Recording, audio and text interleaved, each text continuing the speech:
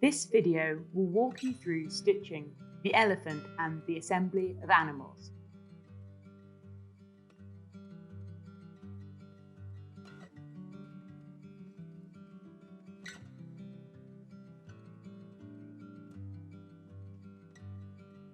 To begin stitching, we're going to start with the border.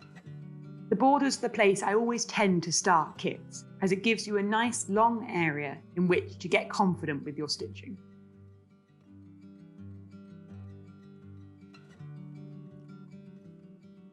To begin with, we're going to be using the dark purple. Now here you can see I'm splitting down the thread and I'm separating out 4 strands, as we will be stitching this entire piece with 4 strands of thread. There is a separate video showing you how to split the thread, and that one will show you this step in more detail.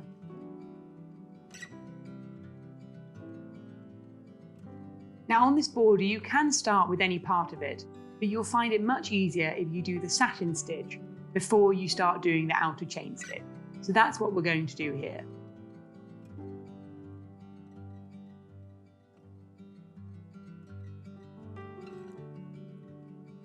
So here you can see I'm working the satin stitch. I'm keeping the stitches going over the shorter distance, and I'm slightly going to rotate them round so they're going fully perpendicular. As you can see here, I'm straightening up the stitches slowly. You don't need to do it like this. This just creates quite a nice effect on the corners. Now this is all being done in a satin stitch, where I'm bringing the needle up from one end down to the bottom, and I'm always going in a circular manner, so my needle will always come up on the same side, here, the top of the border. Notice there that when I've done the stitches a little bit too far apart, I quite easily just go back in and add another stitch into the gap. I'm stitching this in entirely the same way, but you'll notice sometimes I just keep the needle on the surface of the fabric, and that's just a more efficient way of doing the satin stitch.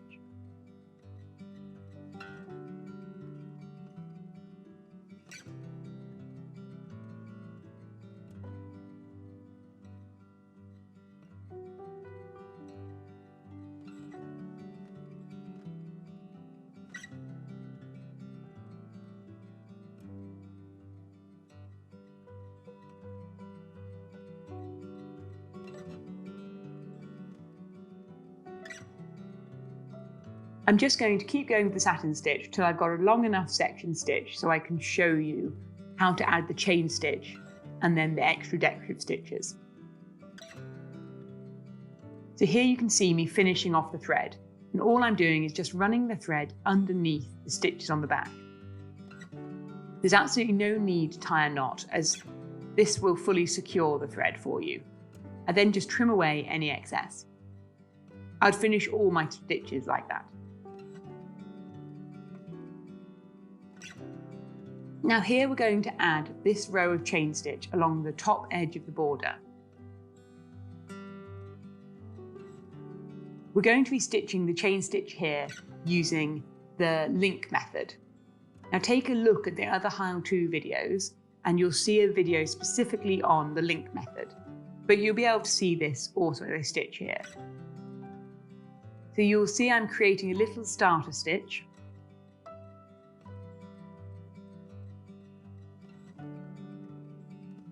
And then bringing my needle up a short distance away from it, running it underneath the starter stitch, and then back down through the same hole, creating the first chain. I try to keep the distance between my stitches the same. This just ensures a neater looking chain stitch. I'm doing the chain stitch right up against the satin stitch, so I won't see any gaps of the yellow between the two.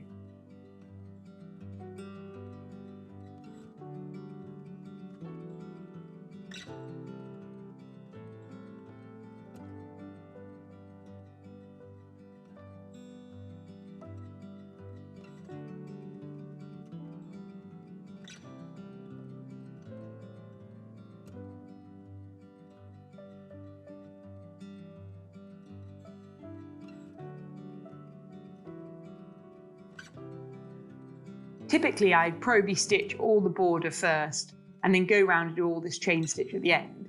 But if you want to have a bit more interest as you stitch, don't worry about completing sections of the border, then section of the center of the design. Don't feel like you have to do it all very methodically. Now, the final stitch we're just going to add are some of these little flowers on the end.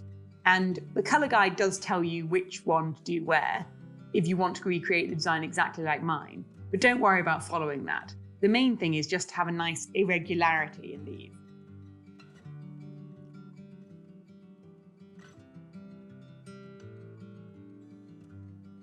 And so I'm creating these ones by doing 4 pairs of stitches going round in the sort of half circle.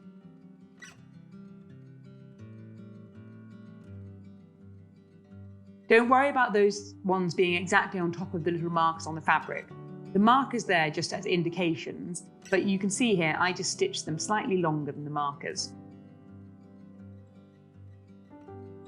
As long as you always do 4 pairs of stitches, each one will end up actually looking quite uniform, because they'll be the same thickness on each of the petals.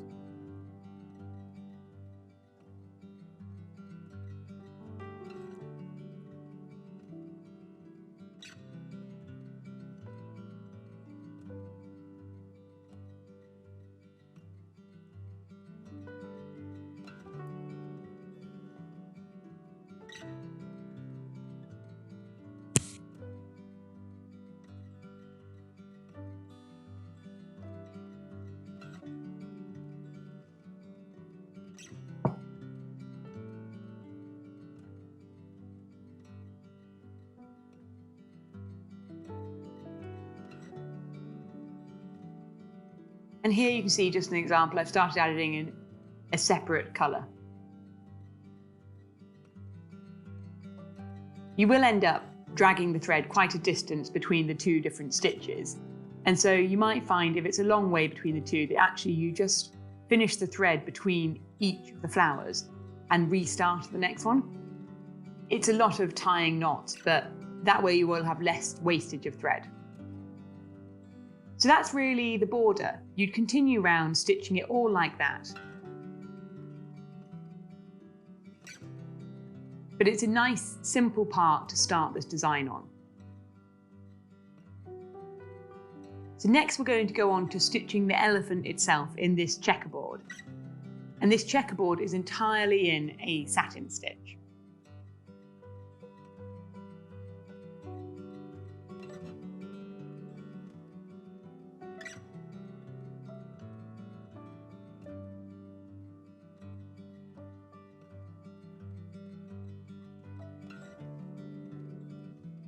The elephant will take quite a long time, and the way you're effectively doing it is filling each of these little checkerboard squares with satin stitch of the right colour. So you see here I'm doing the satin stitch again in a way where I'm keeping the needle on top of the surface of the fabric, and you'll just again find this just a slightly more efficient way of doing the satin stitch. So I'm going to stitch in all the dark blue squares in this section first, and then I'll come back in and fill in the gaps.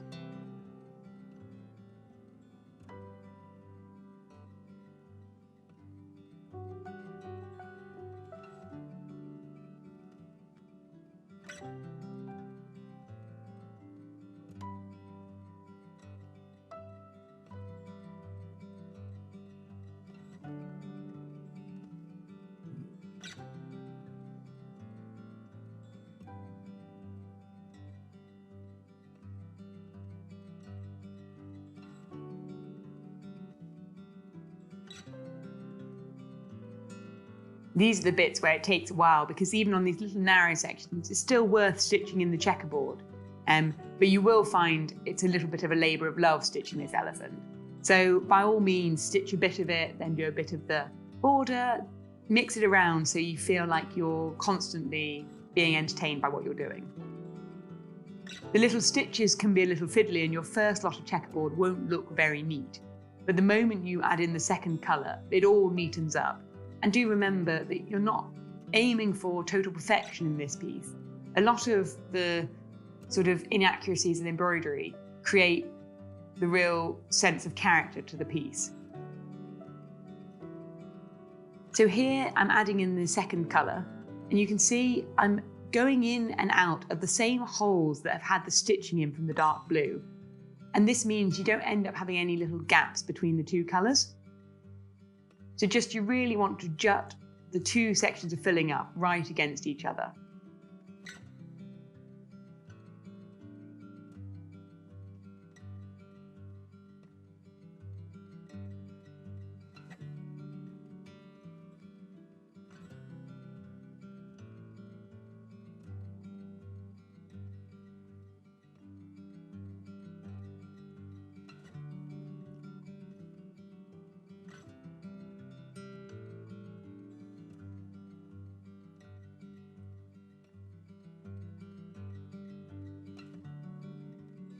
So you continue filling the elephant in exactly that same way, filling the whole piece in a checkerboard style.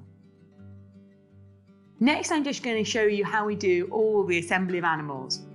And the assembly of animals is done in really a back stitch, which is a type of straight stitch, which I'll show you here.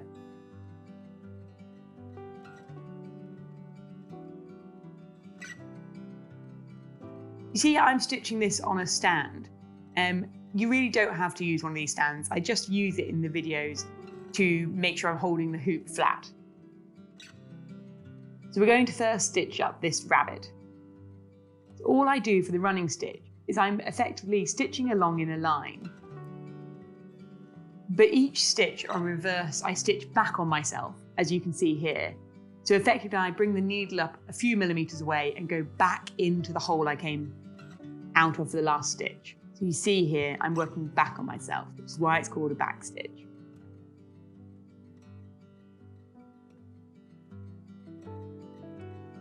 But it's a super simple stitch, and all I'm going to do is go around the outline of each of these little animals and stitch them in this manner.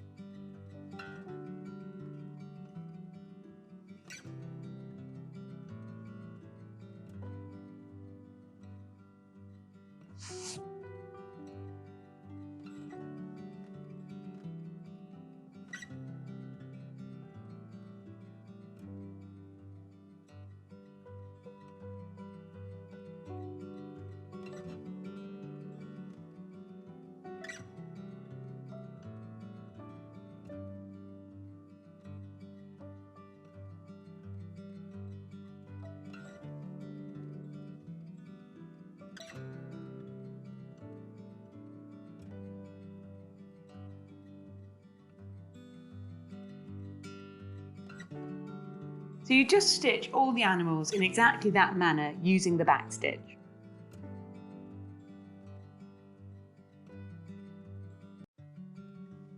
So then the final part of the design we're going to look at are these large flowers, and they use a lot of the stitches we've currently used.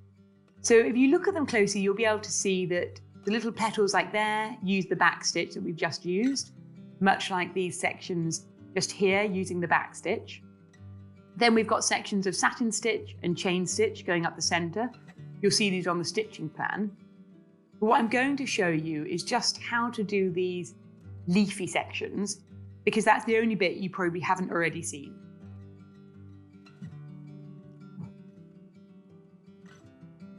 So I've repositioned my hoop, so I've got it over one of these flowers.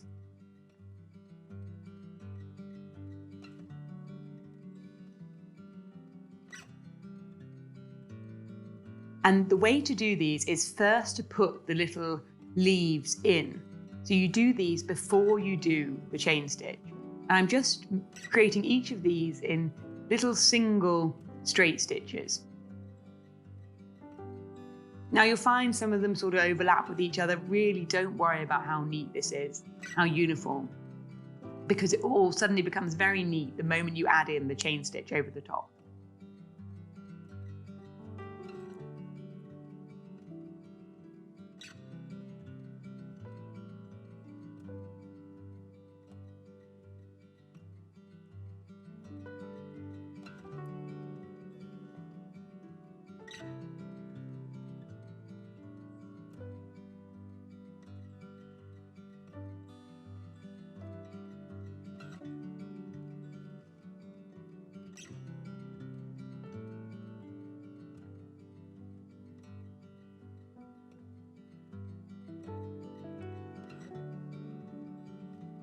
I'm just going to show you here then me going back down the other side as I just finish these stitches going all the way down the other side of the flower. And as you can see here, it looks pretty messy at this point. So really, when yours is looking like this, do not worry.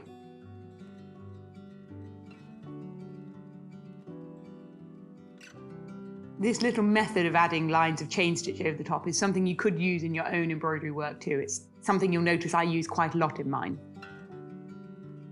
So, with all those lines done, we're now going to go in and we're going to add our line of chain stitch up and over the top through the center. So I'm just doing the chain stitching exactly the same way as I have done previously. And I'm going to do it quite a tight chain stitch here because it just looks that little bit neater.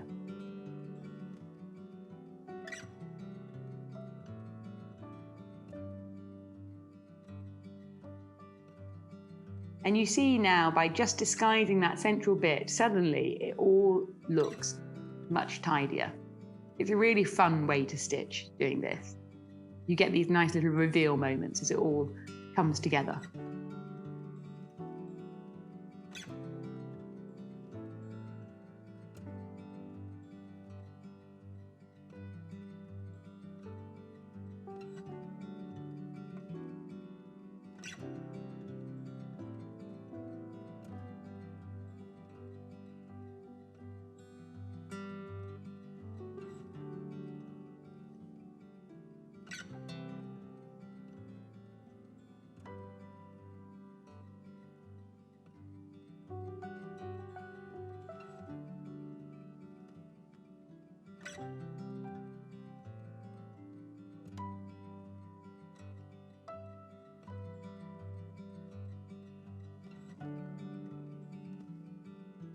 So I'll just keep going till I've finished stitching the chain stitch up this flower.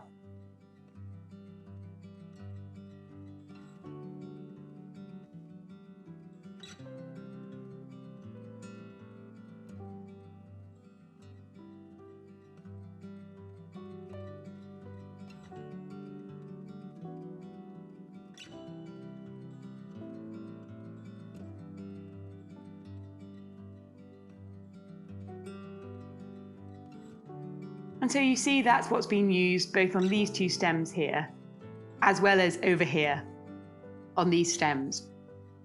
And really the rest of the pieces, you've sort of seen how it's stitched with the satin stitch and the chain stitch.